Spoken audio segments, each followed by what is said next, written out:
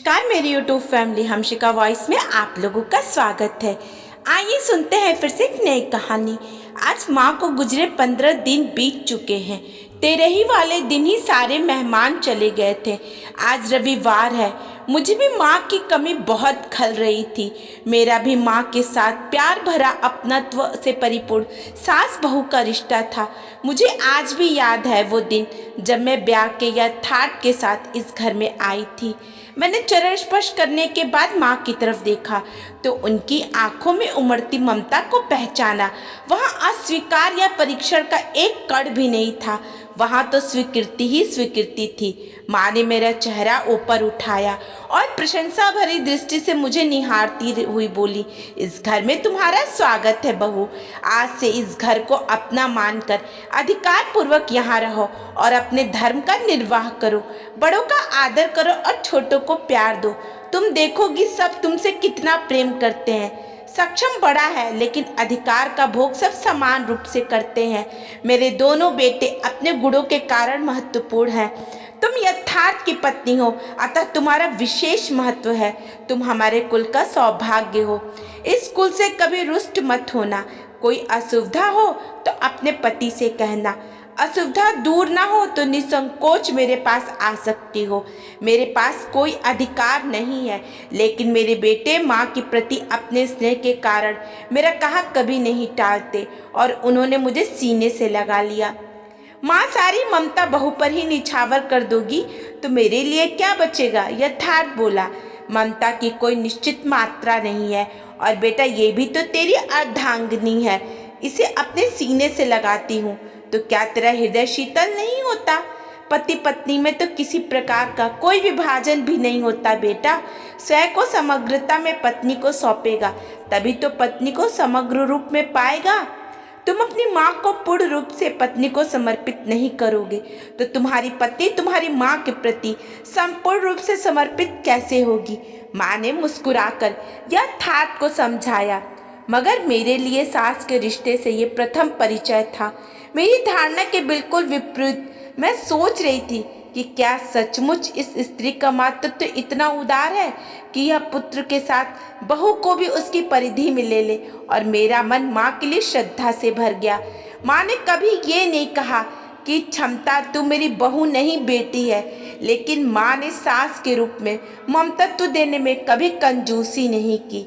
माँ का विचार था कि रिश्तों को उनकी जगह ही रहने दिया जाए। जो रिश्ता जिस रूप में मिला है उसे उसी खूबसूरती के साथ जीना चाहिए। क्या एक सास अपनी बहू को प्यार व सम्मान नहीं दे सकती? क्या हम सास बहू के रिश्ते को प्यार व खूबसूरती के साथ नहीं जी सकते?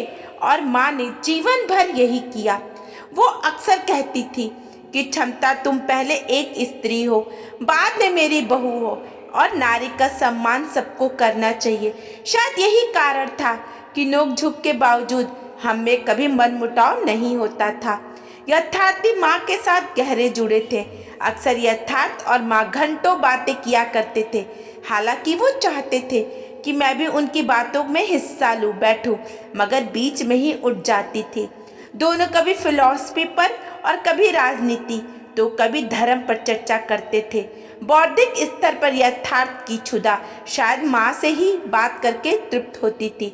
मैं जल्दी ही उब जाती थी। सच कहूँ तो कभी कभी मुझे यथार्थ पर क्रोध भी आता था कि क्या रखा है इन चर्चाओं में। पापा के सामने यथार्थ ने शायद कभी अपना दिल नहीं खोला। बचपन से अंतर्मुखी से यथार्थ मैंने भी महसूस किया था कि माँ पापा और यथार्थ को लेकर परेशान रहती थी। दोनों को करीब लाने की कोशिश करती रहती थी। ये सब उन्होंने मुझसे नहीं कहा, मगर मैं इस घर का हिस्सा थी, अतः मुझसे कुछ छुपा भी नहीं था। हालांकि पापा और यथार्थ एक दूसरे को अच्छी तरह जानते थे, मगर जब दोनों आके घोड़े पर सवार होते थे तो अनचाहे एक दूसरे को चोट पहुंचा ही देते थे। दोनों ही माँ का हिस्सा थे, सो माँ भी आहत होती थी, पर शायद जीवन से समझौता कर लिया था। आज भी पापा अपने कमरे में माँ की डायरी के साथ बैठे थे, चुपचाप, और यथार्थ बालकनी में आराम कुर्सी पर। मगर दोनों की खामोशी में माँ का अस्तित्व आज भी महसूस हो रहा था। दोनों हमेशा से शायद ऐसे ही थे। दोनों के दिलों की खामोशी आवाज बनकर हमेशा माँ के रूप में ही शब्द पाती थी। आज दोनों के बीच का सेतु टूट चुका है। मैं भी यथार्थ के पास कुर्सी डालकर बैठ गई। चाय पियोगे? मैंने पूछा। नहीं, यथार्थ खोए हुए से बोले। माँ की याद आ रही है ना? मैंने पूछा। कुछ कहने के स्थान पर यथार्थ की आंखें भर आई। कुछ देर यूं ही मुझे देखते रहे, फिर बोले, जानती हो क्षमता, हमारी शादी के बाद माँ ने मुझसे क्या कहा था? मैं चुप थी, बस सुन रही थी। तुमने अब तक माँ को जाना है बेटा, नारी को नहीं। माँ ने कहा अब तुमने शादी की है, नारी से तुम्हारा संपर्क हुआ है, धीरे धीरे उसे जानोगे। लेकिन इतना बता देना मेरा धर्म है कि नारी को समझने की भूल कभी मत करना। नारी ही तो माँ होती है। यथार्थ ने जिस प्रतिवाद किया, नहीं बेटा, माँ हंसी। एक शरीर में रहते हुए भी नारी माँ नहीं होती। माँ की दृष्टि में क्षमा होती है, मन में वात्सल्य होता है और दान में उठा हाथ होता है। नारी की दृष्टि में निषेध व आलोचना होती है, मन में कामना होती है और हाथ में याचना फैला होता है। माँ समर्पण का जीवन जीती है, वह अल्प संतोषी होती है, सीधी सादी और सरल। नारी समर्पित नहीं, समर्पण मांगती है, वह पूर्ण संतुष्ट नहीं होती। नारी बहुत जटिल रचना है विधाता की, उसकी थाह बहुत कठिन होती है। पर तुम तो ऐसी नहीं हो माँ, यथार्थ चकित सा था। यही तो कह रही हूँ, माँ ने मुस्कुराई। मैं तुम्हारी माँ हूँ ना, मैंने तुम्हें पुत्र के रूप में देखा है, पुरुष के रूप में नहीं। जिसे पुरुष के रूप में देखा उसके प्रति मैं भी ऐसी नहीं हूँ। इसीलिए तो कह रही हूँ कि बेटा की नारी को समझने की कोशिश करो। ऐसा ना हो कि तुम अपनी पत्नी को खुश ना रख सको। जो दाम्पत्य का आधार है उसके लिए क्या करना होगा माँ? जीवन से जूझना होगा। नारी को अपने पुरुष का अर्जन प्रिय होता है, विसर्जन नहीं। नारी को जीवन से जूझता पुरुष कमनीय लगता है, उससे भयभीत होता या उसकी उपेक्षा करता नहीं। माँ अपने असमर्थ और दुर्बल पुत्र को भी अपने आंचल में समेट लेती है और उसका विरोध नहीं करती, किंतु नारी ने अपने पुरुष को असमर्थ देखना चाहती है, ना कि पराजित। ना दुर्बल नारी को समझो बेटा, उसे कपड़े, गहने, संपत्ति, संबंध, समृद्धि और सत्ता प्रिय होती है। लेकिन मैंने ऐसी पत्नी तो नहीं चाही थी माँ। तुम्हारे चाहने या न चाहने से प्रकृति के नियम तो नहीं बदल जाएंगे। मेरी पत्नी में इतना लोभ होगा? मैं तुम्हारी पत्नी की तो बात कर ही नहीं रही बेटा, मैं तो नारी मात्र की बात कर रही हूँ। उसमें ना तो तुम्हारी पत्नी अपवाद है और ना ही स्वयं तुम्हारी माँ। नारी की सुख समृद्धि के प्रति ललक को मैं लोभ नहीं कहती, वो तो उसकी सहज प्रकृति है बेटा। यदि वो ऐसी ना होती तो शायद पुरुष अकमरण हो जाए। माँ ने रुककर मुझे देखा। तुमने वट वृक्ष देखा है ना? हाँ माँ, वह अपने विस्तार कर खुश है। उसकी शाखाएं हैं, पत्ते हैं, छोटे छोटे फल हैं जो किसी के काम नहीं आते, लेकिन वह दूसरों को छाया देकर ही अपने जीवन का सार्थकता पा लेता है।